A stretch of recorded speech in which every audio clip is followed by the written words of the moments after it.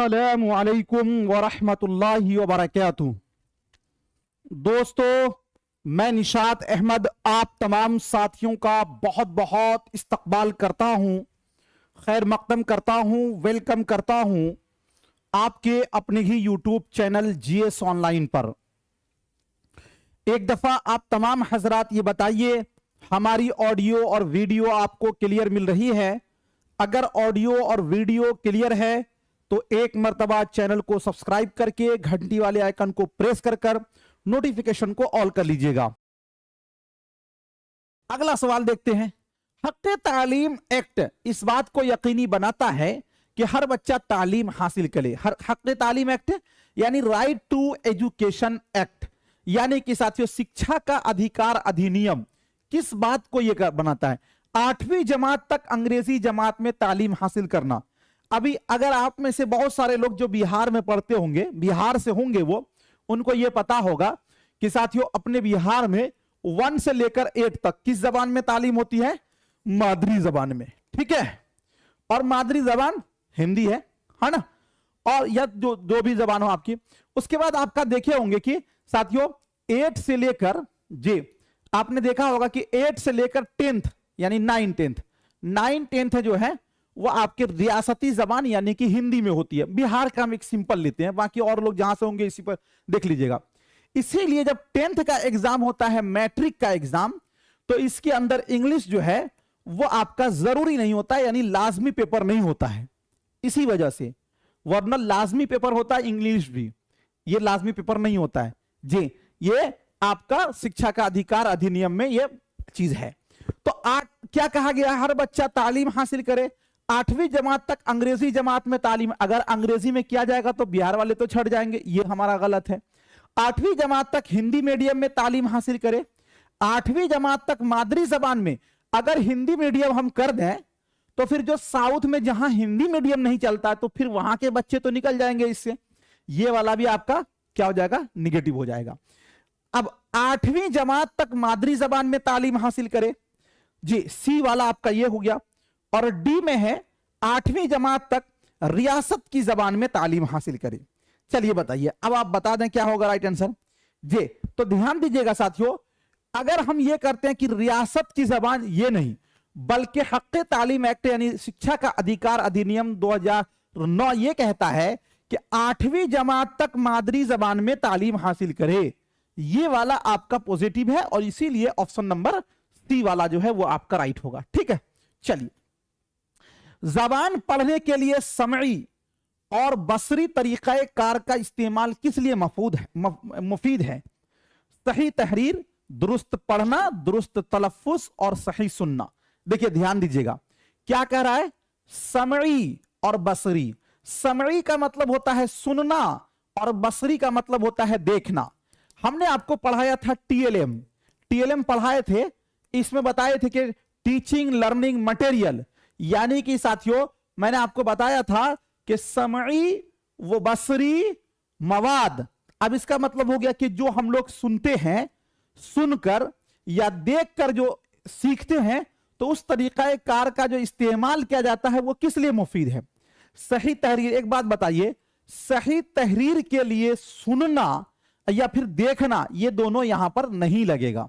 ठीक है, अच्छा सही सुनना, सही सुनने के लिए सिर्फ सुनना जरूरी है, बसरी की जरूरत नहीं पड़ेगी, तो ये वाला भी आपका कट जाएगा। अब एक बात बताइए कि समई व बसरी क्या होता है? मैंने आपको बताया था कि टीएलएम 3 प्रकार के होते हैं। एक होता है समई मवाद, यानी कि जिसको हम लोग बोलते हैं श्रव्य साधन, जिससे हम केवल सुनकर सीखते हैं, जैसे कि रेडियो, जैसे कि आपका ग्रामोफोन, जैसे कि लिंगवा फोन, जैसे कि आपका साथियों क्या हो जाएगा? Tape recorder. दूसरा आपका है बसरी मवाद, जिसे हम केवल देखकर सीखते हैं, जैसे आपका खाका, जैसे कि चलचित्र, है ना, जैसे साथियों आपका क्या हो जाएगा? मैप, इससे हम केवल देखकर सीखते हैं। और तीसरा है समई व बसरी मवाद, जिससे हम सुनकर और देखकर सीखते हैं, जैसे आपका यूट्यूब, जैसे आपका मोबाइल, जैसे आपका टीवी, जैसे आपका सिनेमा घर। तो अब हमको कहा जा रहा है कि समई व बसरी तरीका कार का इस्तेमाल किस लिए मुफीद है? दुरुस्त पढ़ने के लिए या फिर दुरुस्त तलफ्फुज के लिए। देखिए आप जब किसी चीज को सुनेंगे तो सुनकर आपका क्या होगा, चीजें को आप समझेंगे, उसका प्रोनाउंसिएशन, और बसरी साथियों फिर उसको देखेंगे कि अच्छा ये स्वाद है कि यह सीन है, तो ये चीज भी आपको फर्क समझ में आएगा। तो ये साथियों आपके लिए मुफीद है दुरुस्त तलफ्फुज के लिए। ठीक है, आपका ऑप्शन नंबर सी वाला आपका राइट हो जाएगा। अगला क्वेश्चन है, दरसी किताब से किसी कहानी के तारुफ से पहले उस्ताद को बातचीत करनी चाहिए। कहानी के मुश्किल अल्फाज पर, कहानी के सवालात जवाबात पर, कहानी के असल पैगाम पर, कहानी के मरकजी ख्याल को तलबा के तजर्बात से जोड़कर उसे मुख्तसर बयान करने पर। सवाल देखिए क्या कहा जा रहा है कि दरसी किताब से किसी कहानी के तारुफ, तारुफ का मतलब जानते क्या होता है, परिचय। नहीं, आप कहीं जाते हैं तो बोलते हैं कि आप अपना तारुफ कराइए, आप अपना तारुफ कराइए, यानी इंट्रोडक्शन दीजिए, यानी कि बताइए आप कौन हैं। तो हम बताते हैं कि मैं निशात अहमद फला हूं, फला हूं, फला जगह से पढ़ा हूं, या ये हूं, मेरे अब्बा का नाम ये है, आप बताते हैं ना, वही होता है ना इंट्रोडक्शन, या वही तारुफ होता है। तो दरसी किताब से किसी कहानी के तारुफ से पहले उस्ताद को बातचीत करनी चाहिए। मान लीजिए कोई कहानी हम पढ़ा रहे हैं, तो कहानी से पहले आप देखे होंगे कि टीचर जैसे क्लासरूम में आया, क्या वो स्टार्ट हो जाता है? अगर टीचर क्लासरूम में आया डायरेक्ट स्टार्ट हो गया तो फिर बच्चे से वो कनेक्टिविटी नहीं बना पाता, फिर वो सही से बच्चे को पढ़ा नहीं पाएगा। बल्कि जो कहानी को पढ़ाता है टीचर, पहले उस पर वो कुछ चर्चा करता है कि अच्छा चलो आज हम लोग ताजमहल पढ़ेंगे। आप लोगों में से कितने लोग ताजमहल गए हैं? कुछ बच्चा हाथ उठाएगा, अरे कितने लोग नहीं गए? अच्छा ताजमहल नहीं गए थे तुम? अच्छा तुम कहां चले गए थे? तो जी हम लाल किला देखे हैं। अब बच्चों से थोड़ा सा चर्चा करता उस विषय में टीचर। क्यों कर रहा है भाई? कि पिछली मालूमात को जोड़ता। अभी इससे पहले क्वेश्चन आया था वो दूसरे टाइप का था, तो बच्चों से जो किया ये, तो पिछली मालूमात को बच्चों से जोड़ा। तो दरसी किताब से किसी कहानी के तारुफ से पहले उस्ताद को बातचीत करनी चाहिए। क्यों? कौन से इस टॉपिक पर बातचीत करनी चाहिए? कहानी के मुश्किल अल्फाज पर, कि जो जो हार्ड लफ्ज आया है उसी पर बहस करनी चाहिए? तो ये नहीं होगा। कहानी के सवालात जवाबात, एक बात बताइए, कहानी अभी पढ़ाया ही नहीं, अब पहले ही सवाल जवाब करने लगे तो बच्चे को समझ में आएगा? नहीं आएगा। कहानी के असल पैगाम पर, कि कहानी क्या कहना चाह रहा, इस पर बहस करनी चाहिए, या कहानी के मरकजी ख्याल को तलबा के तजर्बात से जोड़कर उसे मुख्तसर बयान करने पर। यहां पर जो पॉजिटिव चीज है कि कहानी के मरकजी ख्यालात को तलबा के तजर्बात, अब तजर्बात का मतलब हुआ कि बच्चे के साबका मालूमात को हम क्या कर रहे हैं, अभी कहानी से पढ़ाने से पहले हम जोड़ रहे हैं। यही चीज पॉजिटिव है, तजर्बात। इसीलिए इसका आंसर जो है ऑप्शन नंबर डी वाला आपका क्या हो जाएगा, राइट हो जाएगा। जी चलिए अगला क्वेश्चन देखते हैं आपके स्क्रीन पर। एक दरसी किताब होती है, जबान की तदरीस व आमोजिश के वसाइल में से एक, सिर्फ उस्ताद के लिए ताकि वो अच्छे से पढ़ा सके, पढ़ना सिखाने के लिए जबान की तदरीस का सबसे मौजू आला एक दरसी किताब होती है। ध्यान दीजिएगा, दरसी किताब मतलब मान लीजिए आपकी जो निसाब की किताब है वो क्या होती है। तो पहला यह है कि जबान की तदरीस वो आमोजिश के वसाइल में से एक। वसाइल का मतलब जानते हैं कि जबान को जब हम सीखते हैं तो बहुत सारी चीजों की जरूरत पड़ती है आपको। मान लीजिए कि आपके पास दरसी किताब भी है, बहुत अच्छे स्कूल भी हैं, बहुत अच्छे लैब भी हैं, सारी फैसिलिटीज हैं, लेकिन टीचर अच्छे नहीं है, तो क्या आप पढ़ लेंगे? पढ़ लेंगे? नहीं पढ़ पाएंगे। मान लीजिए कि टीचर भी बहुत अच्छे हैं, लेकिन आपका कोई निसाब नहीं है, क्या पढ़ना है आपको पता नहीं है, टीचर आया जिस दिन जो मर्जी किया उस दिन पढ़ लिया, आपका कोई रूल नियम नहीं है, रेगुलेशन नहीं है, तो आप पढ़ लीजिएगा क्या? मान लीजिए टीचर आए पढ़ाने के मूड में, बच्चे बोले नहीं नहीं सर आज नहीं पढ़ना, आज पढ़ने का मन नहीं कर रहा। कल बच्चे बोले कि पढ़ाइए, टीचर बोले नहीं आज बाबू पढ़ाने का मन नहीं कर रहा, तो चलेगा? नहीं चलेगा। यानी साथियों पढ़ने के लिए किताब भी जरूरी है, पढ़ने के लिए शिक्षक की भी आवश्यकता है, पढ़ने के लिए एक दोनों चीजों के साथ एक रूल और रेगुलेशन जिसको हम लोग बोलते हैं निसाब, उसका भी होना जरूरी है। तो दरसी किताब जो है जबान की तदरीस वो आमोजिश के वसाइल में से एक है। अगर हम ये बोलेंगे कि केवल और केवल दरसी किताब ही चाहिए बाकी और नहीं चाहिए, तो फिर शिक्षक की जरूरत नहीं। तो इसीलिए ये वाला आपका अभी तक जो है राइट लग रहा है। चलिए, सिर्फ उस्ताद के लिए ताकि वो अच्छा से पढ़ा सके। उस्ताद के बारे में बताया गया कि उस्ताद जो है वो एक सिर्फ रास्ता दिखाने वाला रहनुमा है, जी गाइडलाइन से करने वाला है। उस्ताद को साथियों कहीं नहीं रखते किताब में सबसे ज्यादा हमें फोकस किस बात पर रखनी चाहिए? तवज्जो मरकूज का मतलब किस चीज को सबसे ज्यादा हमें हाईलाइटेड करनी चाहिए? मतनी मशकों के ज्यादा से ज्यादा तादाद पर, मतलब यह हुआ कि पैराग्राफ का जितना सा ज्यादा से ज्यादा मश्क हो वो, या उम्र के मुताबिक मुनासिब मवाद पर, यानी बच्चे के उम्र के ख्याल से हमें मुनासिब मवाद पर, या हुरूफ के फॉन्ट यानी साइज पर, यानी कितना बड़ा साइज होगा, छोटा होगा, बड़ा होगा, इस पर, अखलाकियात पर मबनी कहानियों पर, यानी जो भी कहानी बतलाए वो सब अखलाकियात पर हो, नफ्सियात पर नहीं हो। क्या ऐसा होना चाहिए? देखिए एक बात बताइए आप हमको साथियों, आपने पढ़ा होगा कि हमें जब दरसी किताब पढ़ाएंगे तो उस पर हमें एक चीज ख्याल में रखनी चाहिए कि बच्चे का उम्र, उसका ज़हन, इस दोनों बात को ख्याल में रखते हुए ही पढ़ाना चाहिए। मान लीजिए कि एक बच्चा 6 साल का है, उसका एडमिशन होना था साथियों 1 क्लास में, उसको जो है ना हम बोला कि बाबू तुमको जो है एक ही साल में हम मैट्रिक का एग्जाम पास करा देंगे। क्या करेंगे? एक ही साल में मैट्रिक का एग्जाम पास करा देंगे, इसलिए कि हम टीचर हैं और हमारे तुम बहुत करीबी हो, तुम क्या 9 साल पढ़ोगे, आओ। उसको साथियों हमने पढ़ा दिया पहले a+b का होल स्क्वायर, है ना। अब ये इसके लिए था नहीं, तो ये हम क्या कर रहे हैं, उसके उम्र के मुनासिब चीज से हम ये कर रहे हैं। चूंकि बच्चे का उम्र, उसके ज़हन का ख्याल रखते हुए, मद्देनजर रखते हुए हमें निसाब को चुनना है। तो जबान की दरसी किताब में सबसे ज्यादा तवज्जो मरकूज किस बात पर होनी चाहिए?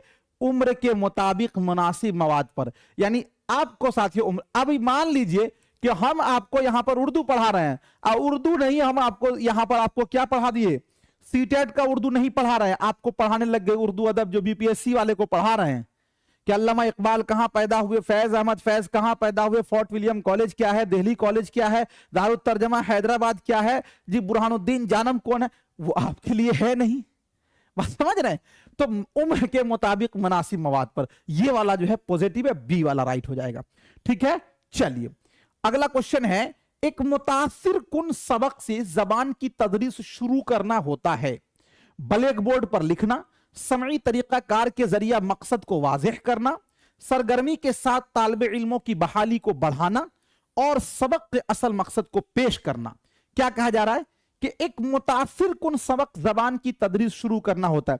मतलब एक जबान की जो तदरीस है, मतलब यह हुआ इसका कि हम साथियों जो शुरुआत कर रहे हैं वो बहुत बेहतर है। कैसे बेहतर होगा? मुतासिर कुन का मतलब हुआ बिल्कुल असर डालने वाला। तो एक मुतासिर कुन सबक से जबान की तदरीस शुरू करना होता है। ब्लैक बोर्ड पर लिखना, अगर हम ब्लैक बोर्ड पर लिख दिए तो लिखकर तो जिंदगी भर लोग छापते रहते हैं, कितने लोग पास कर जाते हैं। आपने मैट्रिक में देखा होगा ना कि साथियों हम लोग जो है भूगोल और जितना पॉलिटिकल साइंस, आपदा प्रबंधन, सबका इतनी बड़ी कॉपी लिख दी जाती है, भर भर के लिखते चलो लिखते चलो। उससे बच्चा ज्यादा समझता नहीं है, वो तो एक तरह का हो गया रटंतु प्रणाली। तो ये वाला तो आपका गलत हो जाएगा, ये मुतासिर कुन सबक नहीं होगा। समई तरीकाकार के जरिए मकसद को वाज़ेह करना, यानी टीचर आया उसको सुना दिया, बल्कि टीचर को तो एक रहनुमा बताया गया है कि टीचर सिर्फ बच्चा की मदद करे, कहां पर, जहां बच्चा अटके, काम बच्चे से करवाए। सरगर्मी के साथ तालिब इल्मों की बहाली को बढ़ाना, ये सरगर्मी जो लफ्ज है ये सही है, पॉजिटिव है, इसीलिए इसका ऑप्शन नंबर सी वाला आपका राइट हो जाएगा। अगला क्वेश्चन देखते हैं, जबान की आमोजिश में पोस्टर और इश्तिहारात को एक मवाद के तौर पर इस्तेमाल किया जाता है ताकि डॉट डॉट मालामाल माहौल फराहम की जाए, मश्क से, प्रिंट से, खानों से और खेल से। कभी आप सरकारी स्कूल में चले जाइएगा, और सरकारी स्कूल में जब आप जाएंगे या सीबीएसई बोर्ड के स्कूल में आप चले जाइएगा, ठीक है, एलकेजी, यूकेजी, 1 ये सब में चले जाइएगा, उनके दीवारों पर चारों बगल साथियों आपको क्या मिलेगा? सिर्फ और सिर्फ बहुत सारे जो हैं फिल इन बोर्ड मिलेंगे, जहां पर बच्चे अपना काम करके चिपकाए होंगे। ABCD का पूरा Z तक लिखा होगा, सारे जो है टेबल्स लिखे होंगे, बहुत सारे चित्र बने होंगे। वो सब क्या जरूरत थी बनाने की? कभी आपने सोचा कि उसको क्यों बनाया गया? उसको इसलिए बनाया गया कि प्रिंट समृद्ध वातावरण बनाने के लिए, कि बच्चे का साथियों जो विकास होता है शुरू में, वो बच्चे जाने अनजाने में उसको देख के पढ़ते रहते, वो प्रिंट समृद्ध वातावरण। तो जबान की आमोजिश में वही हो गया पोस्टर और इश्तिहारात को एक मवाद के तौर पर इस्तेमाल किया जाता है ताकि माला माल माहौल फराहम की जाए, यानी प्रिंट से माला माल माहौल फराहम की जाए। ऑप्शन नंबर जो है बी वाला आपका क्या होगा, राइट हो जाएगा। ठीक है, चलिए अगला क्वेश्चन आपके स्क्रीन पर है। कौमी दरसियात का खाका 2005 मुरत्तिब किया, यानी एनसीएफ 2005 नेशनल कैरिकुलम फ्रेमवर्क। ये पहले पूछता था कि इसका फुल फॉर्म क्या है, इसीलिए हम इसको नहीं लिखवाए इस बार कि कौमी दरसियात का खाका का मतलब क्या होता है।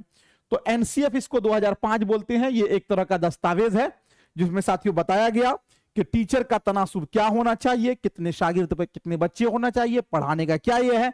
फिर इसी में जो है एनसीईआरटी है। एनसीईआरटी का मतलब ये होता है कि हमें जो है जो किताबें जितनी सारी हैं वो छपाई का काम उसके जिम्मे है ना। और एनसीएफ जो है उसका खाका तैयार करता है कि किस क्लास में कौन सी किताबें चलेंगी, ये सब चीजें ये एनसीएफ के जिम्मे है। ठीक है, चलिए तो कौमी दरसियात का खाका 2005 मुरत्तिब किया।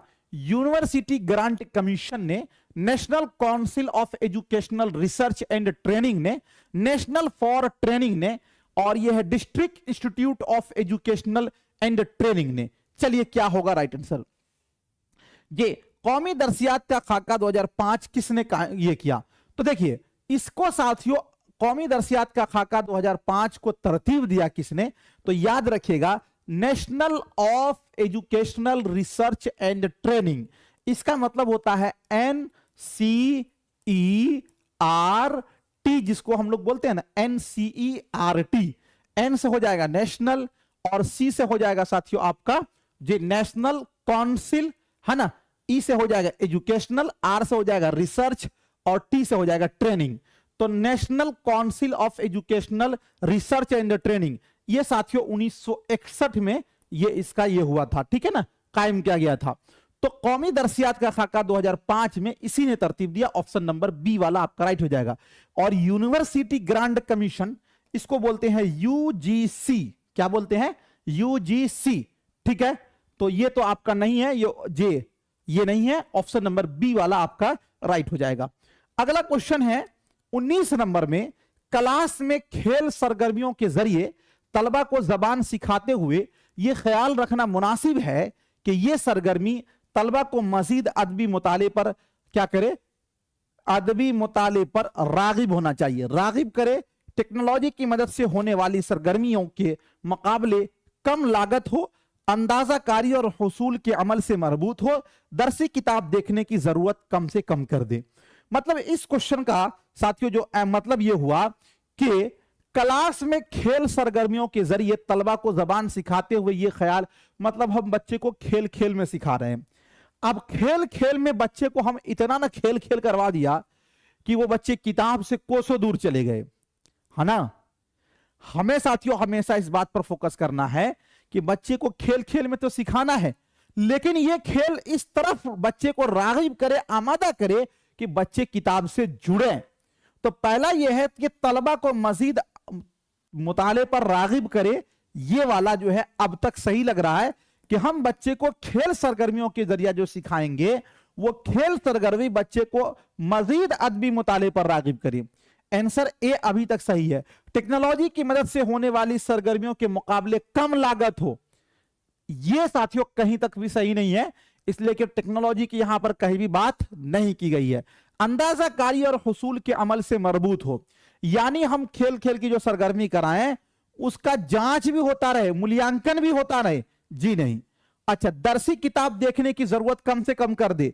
अगर दरसी किताब कम से कम बच्चा देखेगा तो फिर पढ़ेगा कैसे, इसलिए कि दरसी किताब उसके लिए जरूरी है। ये वाला भी नहीं होगा, इसीलिए ऑप्शन नंबर ए वाला आपका राइट हो जाएगा। ठीक है, अगला क्वेश्चन देखते हैं। अगला क्वेश्चन है, शिवानी ने हाल ही में एक ऐसे लड़के की कहानी पढ़ी थी। शिवानी नाम की एक लड़की है, उन्होंने एक ऐसे लड़की की कहानी पढ़ी थी जिसके पास एक कुत्ता था और वो कुत्ता किसी तरह गायब हो जाता है। ठीक है, शिवानी को यह कहानी पढ़कर बड़ा मजा आया और उसे अपना कुत्ता याद आया। कहानी से शिवानी के रिश्ते को सबसे बेहतर अंदाज में किस तरह बयान किया जा सकता है? मतन से घर का, मतन से दुनिया का, मतन से मतन का, मतन से खुद का। एक बार आप पहले क्वेश्चन को समझ लें, उसके बाद आंसर दीजिएगा तो ज्यादा बेहतर होगा। शिवानी नाम की एक लड़की है, ठीक है, उसके पास भी अपना एक कुत्ता था, ठीक है, ये बात समझ गए कि हाल ही में एक ऐसे लड़की की कहानी पड़ी जिसके पास एक कुत्ता था, वो कुत्ता किसी तरह गायब हो जाता है। शिवानी के पास भी एक कुत्ता था और एक लड़की की कहानी पढ़ा उन्होंने कि गायब कुत्ता, वो कुत्ता किसी एक दूसरे लड़के का था, वो गायब हो गया। उस कहानी को जब वो पूरा पढ़ी तो उसको अपना कुत्ता याद आ गया। होता है ना कि किसी और के जब दुख दर्द को देखते हैं तो उसको देखने के बाद अपना दुख दर्द आपको याद आता है ना। तो एक बात बताइए कि जब किसी और के दुख को देखने के बाद अपना दुख दर्द जो याद आएगा तो इसको क्या कहेंगे? वही चीज यहां पे कहा जा रहा है कि शिवानी ने हाल ही में एक ऐसे लड़के की कहानी पढ़ी थी जिसके पास एक कुत्ता था, वो कुत्ता किसी तरह गायब हो जाता। उसी कहानी के अंदर शिवानी को यह कहानी पढ़कर बड़ा मजा आया, अच्छा लगा और उसे अपना कुत्ता याद आया। कहानी से शिवानी के रिश्ते को सबसे बेहतर अंदाज में किस तरह बयान किया जा सकता है? मतन से घर का, मतन से घर का नहीं होगा, क्योंकि वहां पर शिवानी के पास भी एक कुत्ता था, उस लड़के के पास भी एक कुत्ता था, उस लड़के के कुत्ते की कहानी को पढ़कर शिवानी के खुद का कुत्ता याद आया। तो मतन से खुद का रिश्ता है। दुनिया में कितना गम है, मेरा गम कितना कम है जी, लोगों का गम देखा तो मैं अपना गम भूल गया, है ना, यही चीज ना यहां पर हो गया। मतन से घर का, मतन से दुनिया का, मतन से मतन का, मतन से खुद का, ये इसमें देखने कोई भी गलत नहीं किए हैं। ऑप्शन नंबर डी वाला आपका क्या हो जाएगा? राइट हो जाएगा। ठीक है दोस्तों, तो ये टोटल 20 क्वेश्चन जो है हमने आपको आज कराया। आई होप कि आपको अच्छे ढंग से समझ में आ गया होगा।